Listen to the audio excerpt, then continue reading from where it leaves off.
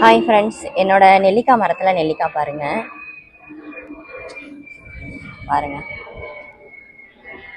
எவ்வளோ இருக்குது பார்த்தீங்களா. ஆக்சுவலாக இது நான் பறிக்கிறதுக்குள்ள இதெல்லாம் காணாமல் போயிடுமோ அப்படின்னு எனக்கு ஒரு டவுட் இருக்குது. ஏன்னா அப்பப்போ நிறைய பறிக்கிறாங்களா, நான் அறுக்கிறதுக்கு முன்னாடியே நிறைய காலி ஆகிறதுக்கு வாய்ப்பு இருக்குது. கிட்டத்தட்ட நான் இப்பயே 1/2 கிலோவுக்கு மேலே அறுத்துட்டோங்க.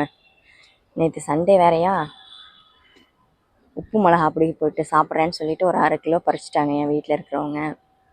அப்புறம் அப்பார்ட்மெண்ட்டில் இருக்கிறவங்களும் கொஞ்சம் கொஞ்சம் பறிக்கிறாங்க. பாருங்க எவ்வளோ நெல்லிக்காய் இருக்குன்னு. இன்னும் அங்கே பாருங்க, அந்த பக்கம் அந்த அந்த நுனியில் பாருங்க எவ்வளோ இருக்குன்னு. பாருங்க கொத்து கொத்தான நெல்லிக்காய் அழகா இருக்குல்ல.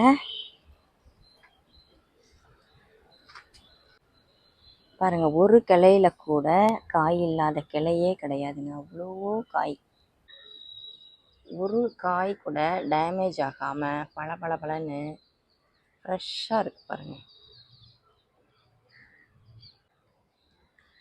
அடுத்த புது வரவாக நமக்கு சுண்டைக்காய் காய் வச்சுருக்காங்கங்க. இதையும் கண்டிப்பாக அடுத்த வீடியோவில் நம்ம பார்க்கலாம். சுண்டைக்காய் பாருங்கள் எவ்வளோ இருக்குது. 2 செடி இருக்குது சுண்டைக்காய் செடி. நம்மகிட்ட 2 செடி இருக்குது. ஒரு செடியில் மட்டும் இவ்வளோ காய் வச்சுருக்காங்க. பிஞ்சு பூக்கள் இருக்காங்க. முருங்கை மரத்தில் முருங்கை கீரை கொஞ்சம் பறிச்சுக்கலாங்க. நம்மளோட ஆர்கானிக் ஹார்வெஸ்ட்டில் இன்றைக்கி முருங்கைக்கீரை பறிக்க போகிறோம்.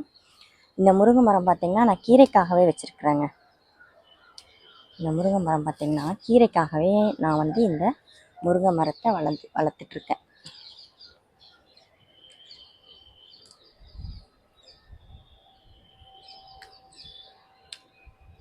ரெண்டு மரம் இருக்குங்க. 2 மரத்துலேயும் எனக்கு வாரத்தில் ஒரு நாள் ஒரு பொரியல் காயிடுதுங்க. நான் பொரியலே பண்ணால் போர் அடிச்சிடும்ல, அதனால் இதில் தேங்காய் அரைச்சி விட்டு பண்ணாலும் சூப்பராக இருக்கும்.